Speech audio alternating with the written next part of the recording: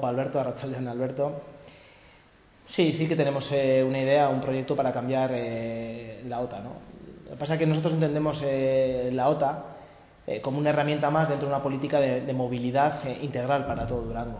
No debe ser simplemente una herramienta para sacar dinero, sino que es una herramienta para incidir en la movilidad y, desde luego, para que se utilice menos el coche, primer objetivo, y segundo objetivo, en un pueblo como Durango de servicios, pues crear aparcamiento para dar servicio a esos servicios, ¿no? Esos son los dos mayores objetivos. Creemos que, viendo ya el tiempo que lleva la OTA, sí que hay disfuncionalidades. Por un lado, creemos que hay que subir las zonas OTA y ampliar a más zonas. ¿Por qué digo esto? Porque estamos creando, por un lado, ciudadanos de primera y de segunda, durangueses de primera y de segunda, en base al portal en el que vivas para poder utilizar el coche, y encima son áreas muy amplias del coche, ¿no? En su día se implantó la OTA y se vio que había muchos ciudadanos y ciudadanas de Durango que cogían el coche para sus quehaceres diarios, y eso hay que evitarlo. Eso no tiene sentido cuando queremos hacer además un Durango amable para los peatones. Por lo tanto, creemos que hay que hacer en 4 partes la OTA y ampliando la zona de la OTA, y que entren todos los portales que entran dentro de la trama de la OTA, de los colores de la OTA, dentro de la posibilidad de sacar la chartela de la OTA. A partir de ahí, muchas más políticas en la línea que te he dicho anteriormente. En áreas a mejorar la movilidad en Durango. Lo que no tiene sentido es que haya parkings con 280 plazas en la mitad de Durango, como es el que está gestionando Euskotren debajo de la estación, y que estén vacíos y que lo esté llevando la gestión una empresa que no sabe cuál es la realidad de Durango, ¿no? Una de las primeras cosas que hay que hacer es sentarse con el gobierno vasco y pedir la gestión directa de ese aparcamiento, porque somos los durangueses y las duranguesas los que mejor sabemos cuáles son las necesidades de movilidad de Durango. Y el ejemplo lo tenemos en Lesa, ¿no? Que costó, pero en base a hacer propuestas y en base a insistir se ha conseguido que ese parking se utilice, ¿no? Pues en este caso lo mismo para el parking de Euskotren. Y con lo que preguntas de la 8, hemos tenido oportunidad de hablar de este tema muchas veces y sabes que sí, ¿eh? Yo creo que no sé por qué la Diputación nos trata a los ciudadanos y ciudadanas de Durangaldea como ciudadanos de segunda. Solo se paga la 8 si la coges en Durangaldea, en Ermua, en Gerediaga, en Yurreta o en Sornocha. No lo entendemos cuando existen otras zonas de Vizcaya que tienen acceso por autovía, es decir, por doble vía, a sus servicios, a Bilbao, a sus hospitales, y no pagan absolutamente nada. ¿Y por qué los durangueses y las duranguesas, en este caso los ciudadanos de Durangaldea, lo tenemos que hacer? Nosotros, en primer lugar, lo que pedimos ahí y lo que vamos a pedir a la Diputación es que se levanten los peajes, y después la postura que cogerá EH Bildu en las Juntas Generales de Vizcaya es pedir un peaje para todas las vías rápidas de Vizcaya, un peaje social y un peaje que repercuta luego en mejoras de transporte colectivo. Pero la primera petición va a ser que en Durangaldea tampoco haya peajes.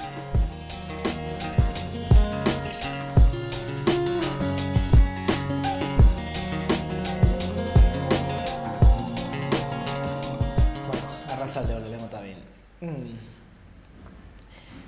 Por desgracia, el machismo y la violencia de género como consecuencia de la sociedad machista en la que vivimos no lo podemos solucionar desde Durango única y exclusivamente. El problema es mucho más general y mucho más expandido en la realidad social que vivimos hoy en día. Ahora bien, con eso no quiero decir que en Durango no se puedan tomar medidas. Tenemos claro que todo pasa por una educación diferente, y eso es el primer foco o el primer lugar donde nos tenemos que fijar, es decir, la educación que se dé a nuestros niños y a nuestras niñas basado en valores no machistas, paritarios desde luego. No solo la educación que se dé en los colegios, creemos que hay que educar también en casa a los padres y a las madres también. Por eso creemos también que figuras como la Casa de la Mujer, en funciones que hace también de empoderamiento, cumplen una función muy importante. Pero ese sería el primer ámbito, el ámbito de la educación, y de hacer un plan integral de educación para la ciudadanía de Durango en valores no machistas. Y a partir de ahí luego tiene una rama también de coordinación y de asistencia social y legal a las víctimas de la violencia machista.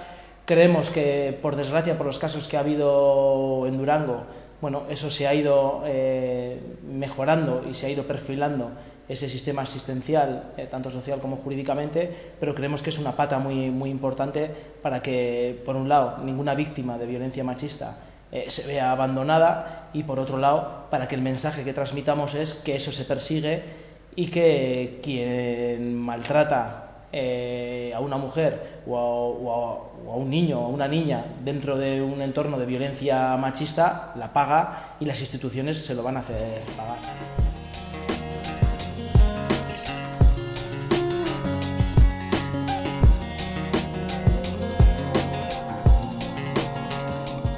Arratsaldeon, Harry.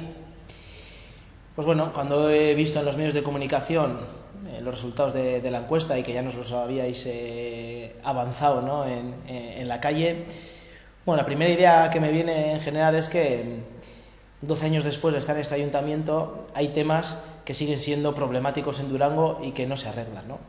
Estoy hablando de las cárcavas. Yo creo que es un tema que vosotros reivindicáis y que ha tenido la valoración que ha tenido en vuestra encuesta. Estamos hablando de las basuras. Por desgracia, son temas que hace 12 años los reivindicabais y eran problemáticos, y 12 años después sigue siendo problemáticos. Y eso es algo que no puede pasar. Lo que no puede pasar es que una administración no sea capaz de dar una respuesta a problemas que están tan enquistados, en este caso en un barrio, en una zona de Durango, pero bueno, podríamos hablar para toda la ciudadanía. Y eso está pasando en Durango, no se da respuesta. Otra cosa es que sea la adecuada o no sea la respuesta adecuada o que quiera la ciudadanía. Habrá que hacerlo, desde luego, participando con la ciudadanía, algo que tampoco existe hoy en día en Durango. Pero por lo menos que cuando acabe una legislatura, la política de turno puede decir: ante este problema hicimos esto. Pero es que con las cárcavas, yo me acuerdo que nada más entrar en este ayuntamiento leí una carta que había escrito Pilar Ardanza para todos los hosteleros sobre cómo que tenían que desalojar las cárcavas. Bueno, hoy en día eso no se ha cumplido en su integridad. Ya han pasado 12 años. Podemos hablar también de la problemática de las basuras o de otros problemas que existen en el casco histórico. Bueno, esa sería un poco la respuesta. Y para acabar, decir que con Euskal Herria Bildu gobernando en Durango no ibas a necesitar un mediador para hablar con el ayuntamiento. Sí que íbamos a poner cauces para la participación directa de la ciudadanía con las instituciones, para la interlocución directa, pero sin intermediarios. El problema es que, bueno, sabemos por qué lo decís, tenéis razón en decirlo, pero es que esa es una parte del problema, ¿no? La dificultad que tiene la gente de transmitir los problemas a este ayuntamiento, y sobre todo que se le dé una solución a los mismos.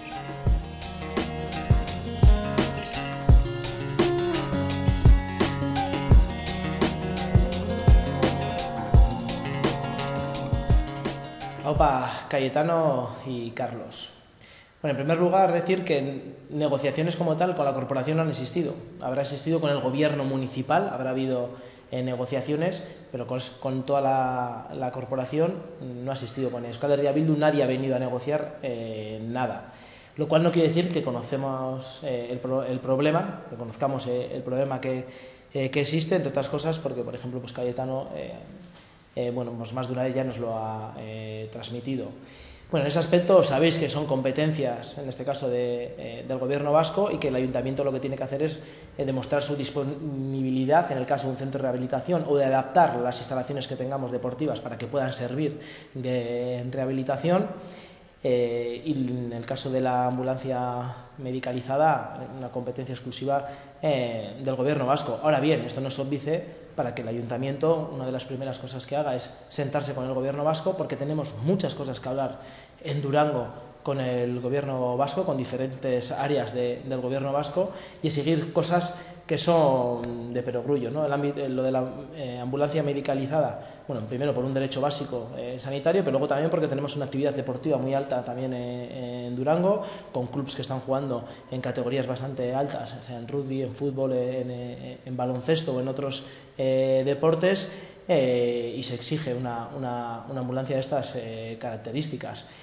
Y luego, por otro lado, porque estamos hablando de una comarca interior, pero cerca de 60.000 habitantes, y que tiene el primer hospital bueno, pues en Galdácano, y bueno, que hay que hacer un recorrido bueno, con su distancia, ¿no? No es el modelo de Guipúzcoa, que hay un hospital en cada comarca, sino que ahí tenemos que trasladarnos hasta Galdácano. Por lo tanto, creemos que es una necesidad básica y que lo tenemos que reivindicar al gobierno vasco. Y en el ámbito de la rehabilitación, si existe predisposición por parte del gobierno vasco, va a existir predisposición por parte del Ayuntamiento de Durango de habilitar las instalaciones deportivas que tenemos en lo que sea necesario para que se pueda hacer esa rehabilitación.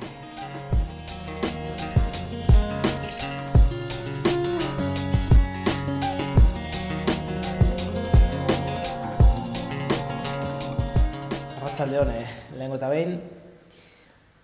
Bueno, a la hora desde el sector público favorecer la integración laboral de sectores desfavorecidos, bueno, eso tiene un nombre, ¿no? Y son las cláusulas sociales. Estamos hablando seguramente de la empresa más grande que hay en el municipio de Durango, que es el Ayuntamiento, que contrata directamente a cerca de 260 personas, pero además con subcontratas también, como es el servicio de basuras, de limpieza viaria o el servicio de limpieza de edificios públicos, que llega a contratar a otras 100 personas, ¿no? Por lo tanto, la clave está en esas contrataciones que hace directamente o por medio de su contrata, establecer cláusulas sociales, es decir, guardar ratios de porcentajes para contratar a estos colectivos, y especialmente en el ámbito de las subcontratas, exigir en los pliegos que esas empresas contraten a personas de estos colectivos con un problema de inserción en el mercado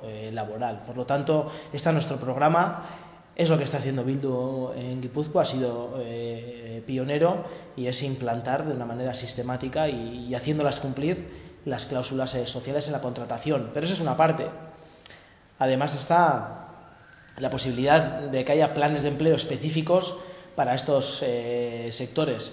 Y en eso estamos a favor, pero bueno, es conocido que cuando se hagan esos empleos o esas contrataciones, lo que vamos a exigir es que se cumpla el convenio que es de aplicación en el Ayuntamiento de Durango. Por lo tanto, planes de empleo sí, pero no de empleo precario, sino 2 trabajadores haciendo el mismo trabajo con el mismo convenio y las mismas condiciones. Y por último, en el ámbito del empleo juvenil, y como es una medida que tenemos en el programa, pues también la comento, ¿no? Estamos hablando de una ciudad de servicio, de un pueblo de servicios en una comarca muy industrial. Aquí están los centros educativos y tenemos muchas empresas alrededor. Es necesario crear una oficina de intermediación entre la administración, los centros educativos y las empresas de nuestro entorno, para que los jóvenes y las jóvenes de Durango puedan hacer prácticas en esas empresas y que sean prácticas remuneradas y que no sea una puerta de entrada a un trabajo precario, ¿no? Por tanto, esas tres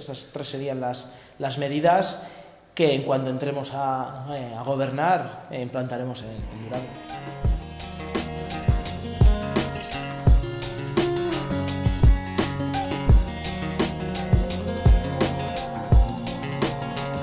Arratsaldeon, bai.